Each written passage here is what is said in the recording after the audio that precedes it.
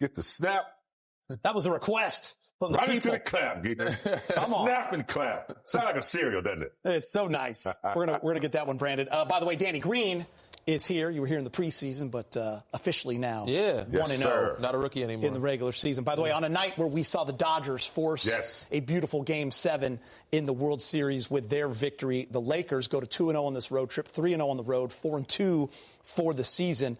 They had a great second half. 1-0 in Cup games. 1-0 in Cup games. Thank you, Danny Green. Yeah. The second half, they completely turned around. They were plus 19. The defense tightened up. The 3-ball started to fall, a season-high 13.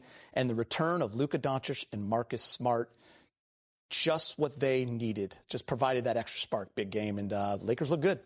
Yeah, it's good to see a team that can handle, pressure and can overcome a deficit and keep their calm and cool and stay on point. And I thought the third quarter, after they went down, I thought that's what they did in the third. They, the defensive pressure picked up. Marcus Smart, once again, it's just one dive that he did, just kind of turned the defense up a little bit, and I think that's what got them going. Then they started to knock down the three. Luka started distributing the basketball, and they got, again, some good role players. Jake, once again. I thought Marcus Smart coming in, the way he was poised, making some good passes, just kept them under control, and they were able to get back in, and after that, they were able to keep the lead. It's a good win on the road. I want to give a lot of credit to Jackson Hayes. Stepping up big. DeAndre Ayton, we didn't know what was going on. He didn't come out in the second half, didn't play much in the second half. But he came in, filled that void, and brought energy. We know that the biggest weakness for the Lakers in the last couple of years now has been the third quarter. For them to come in, focus, come out in that second half, having a rough second quarter, and kind of flipping the script and have a totally different story, in the whole second half. And then playing better basketball, that third quarter, which got them back into the game. And then, from there, they kind of just kept coasting and playing well. But again, Jackson Hayes brought the energy, but Jake LaRavia played well off the bench. Marcus Smart giving them energy plays. They did all the little things. And of course, it was led by Luka. And then AR got a little rhythm in that second half as well. Got a couple to free throw line, a couple of threes to drop. Ended up with his 21. And, for today's NBA, I would say low-scoring game, but average-scoring game. We'll take it. But we'll take it. It was a good night for them. And get 117, without some guys still missing, in the lineup. So JJ called him out after that first game to the media about their third quarter. Yeah. I know it's only 6 games, but 4 out of the next 5, they've been great in the third outside of that Portland game. So it's nice to see the Lakers coming out of the break with that sense of urgency. Yeah. And that was a huge third quarter. They were plus 12 in that third. But we got to start with Luka, guys. Listen, James, this is crazy. Luka Doncic is only the second player in NBA history. The other one was Wilt Chamberlain to start his season first 3 games with 40-plus points. He went for 45, and like Danny said, it was kind of with ease, getting to his spots, scoring when he wanted to. He also had a season-high 12 rebounds and 6 assists. Yeah, to be mentioned with Wilt and some of those numbers is amazing. But Luka just does it in style. He does it very easily. To me, he never gets to third or fourth gear. He's always in second gear. But Geeter, his action and his footwork and his ability, the way he handles the ball, his being a major threat, his being unpredictable. You don't know what he's going to do. You don't know what he's going to pull up for that 40-foot three, or whether he's going to get inside of you and cause a foul or make a lob pass. You just don't know how to guard him because he's just had so much in his toolbox. And when he realizes that, offensive players, they can sense when a defensive player really doesn't have a clue. And I think he's so good at taking advantage of that. He's such a smart, intelligent player. I want to also give some credit to Rui. Rui, even though he didn't get a lot of attempts, he was hustling and rebounding. He got on the board, and there was a big turning point. We knocked down that 1-3. That kind of put them up 10. We just needed one. And, he didn't take many shots, but he was 2 for 4 for 3. I think he's shooting a pretty high clip from 3 so far to start the season.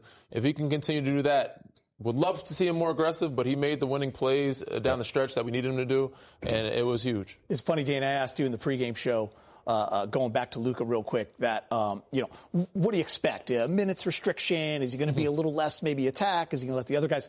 Listen, he came out a little bit facilitator and then said, okay, I'm going to start cooking. And he's just the same Luka. Yeah. and he had 44, on a light, easy night. But again, I thought he would ease himself into it. I didn't expect him to come back, first game and get a 40 ball. I thought maybe 30 plus, because that's what he can do in his sleep. But 44, I was like, he's averaging 45 for the season, damn near already, with 3 games to go. But, he was just with everything they needed him to be. He came out, facilitated a little bit. Then he's like, all right, we're not making enough shots. I need to be aggressive. I need to get to the free throw line.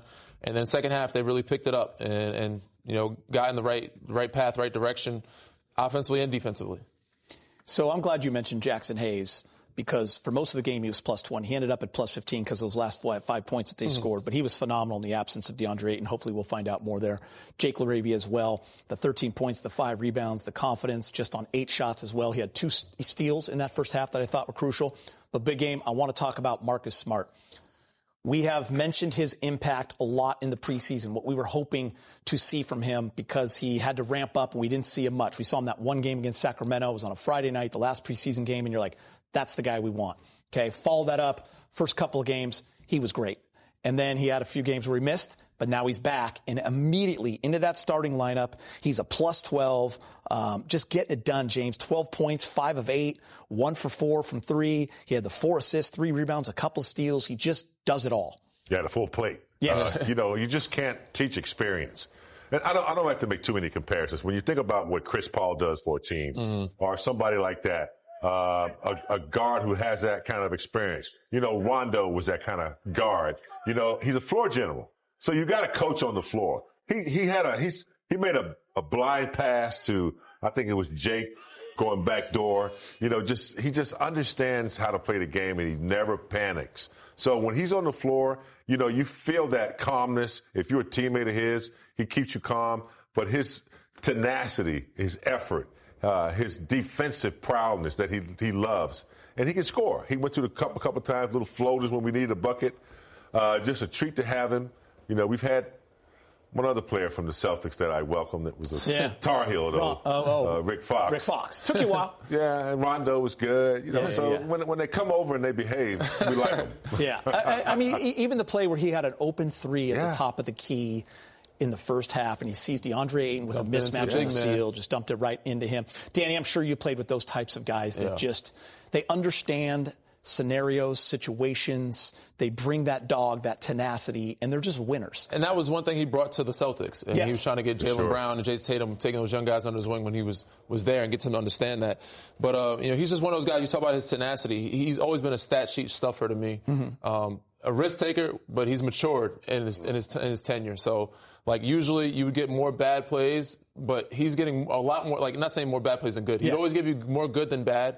But tonight he's giving you way more good plays, way more high IQ, less risk-taking plays where he feeds DeAndre and feed the big man. But, yes, he's always been a guy that he's going to give you some steals. He's going to give you some rebounds. He might get a foul, 2 offensive foul. He might get a illegal screen or flagrant. But he's going to give you way more good than bad, and he's going to do it in Marcus Smart fashion.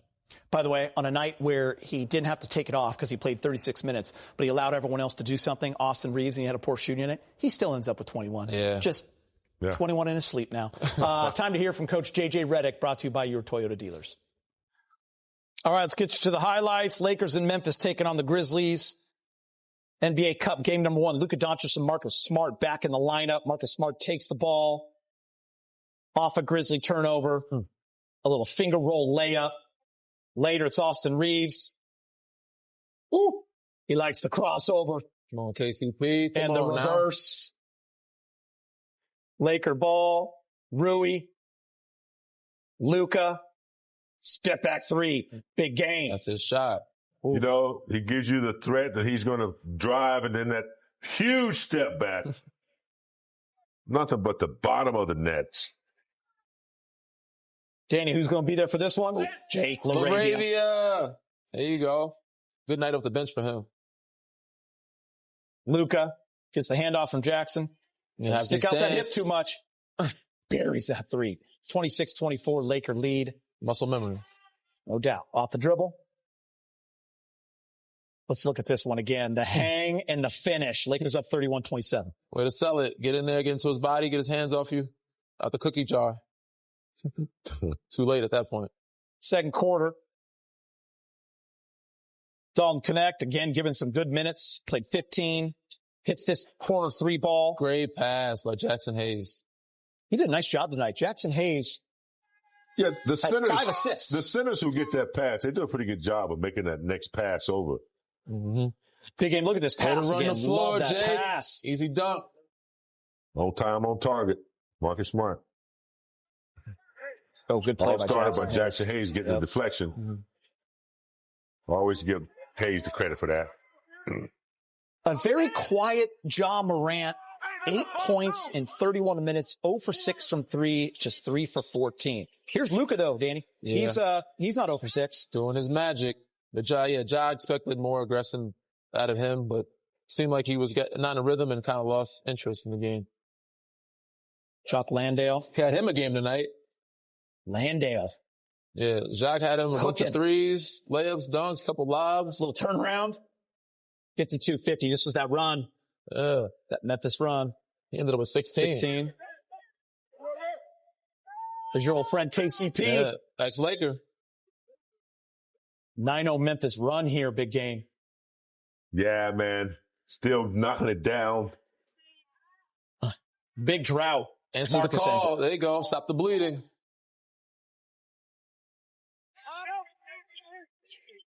Lakers were outscored, guys, by 18 in the second quarter. KCP finishes 69-55. It's like a 27-6 run or something crazy. Like that.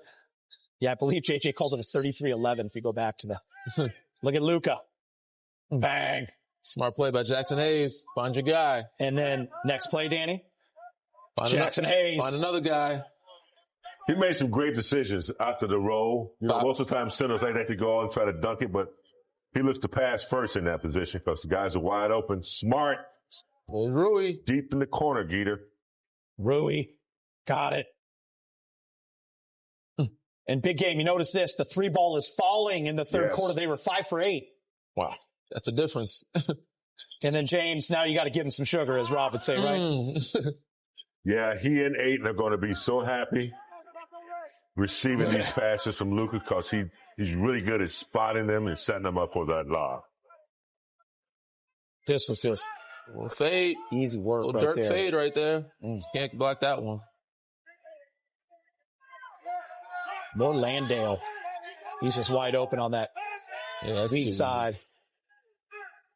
Vanderbilt came over to help a little too early before the defense helped out, but Dalton connect at the end of the buzzer there. This was a big play at the end of the third. Yeah, this is a momentum change right here. We were panicking during the Dodger game, but I enjoyed this shot right here and knew we needed it. 91-89, Lakers trail, but a great third quarter. Plus 12. There you go. Change the game. Jake, I don't know what I'm doing.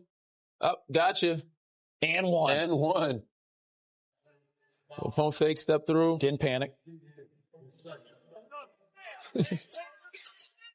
Big game. This was you saw Jaren Jackson Jr. way out on the perimeter and Luka just takes advantage. Well, they don't know whether to help or stay at home. They don't know what. And he's not like he's going super fast. He just lulls you to sleep. Nice knockdown by Rui. Yep. He needed that bucket. That was the three you were talking about earlier. That's the three. That was the momentum swing. So Luka's in the middle of the floor, so you don't know where the help from. And he's such a threat from anywhere on the floor. You got to contest him 5 feet behind the 3-point line. So he'll hit one just like that. I mean, you can't defend it differently, right? You had a hand in his face. You got to hope he misses. Tested greatly. Dagger at 3 minutes and 52 seconds. Luka. What a Luka night. With 44 points on 14 of 27. He was 6 of 15 from 3. The second player in NBA history to start his first 3 games of the season with over 40 points. The other guy was a guy named Wilt Chamberlain. Welcome back. Incredible. Welcome back, Luka the Don. I do want to talk about DeAndre Ayton, guys. We didn't know much about it at all. DeAndre Ayton did not come back out there. No one saw him for the entire third quarter, so you're just kind of speculating what you think. Heard he was getting worked on. He did show up to the bench. He was available, they thought, but the back spasms, I guess, big game. But listen, he's been great.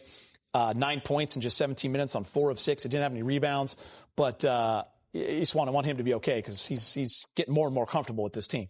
Yeah, he's making a good adjustment first year playing with this team. And you're right. You know, if he needed to be available, he probably could have come back out. But, you know, back spasms, whether they're low or high, they're kind of tricky. You don't want to play with those. You got to take it easy. You don't want to pull nothing while you're doing it. So, it wasn't like they really, desperate.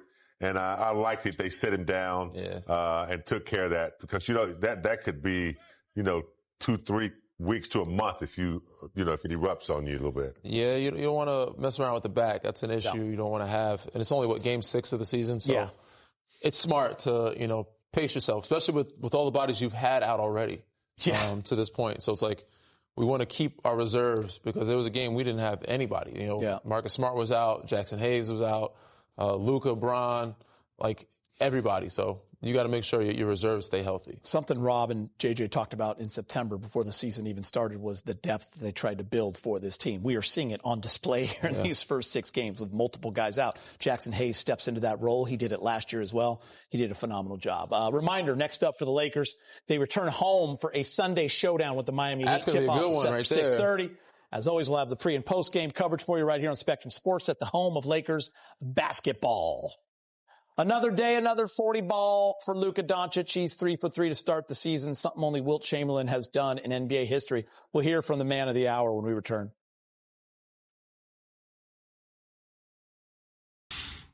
Danny, everyone's been waiting for this throughout the Dodger game, the Laker game. It's your Access 360 on Luka Doncic. Break it down. Why not? Welcome back, Luka. He makes it easy to break this game down, man, because he just does it so fluid, so, smooth. But, his game, he moves at his own pace. Nobody speeds him up. Nobody rushes him. You can see we get a couple driving kicks here. He gets the ball back. And because he's so dangerous going to the basket and getting to that left hand, you have to respect it. You see Jalen Wells trying to stop the drive. Gives him enough room to get that step back, get to his right in his pocket where, he is comfortable. Now you see him running the floor. Skinny Luka takes his time, gets the ball, looks at the defender, knows the defender's going to jump. Referee's ain't going to call well. Take a beat, take a pace. The defender jumps, thinks he's going to throw a lob, gets an easy right hand, fundamental, elementary layup. Come off the screen, Jackson Hayes rolls hard, gets a piece of the body, gets into the lane. That space he creates. Because he draws so many fouls and good at getting contact, they got to keep your hands out.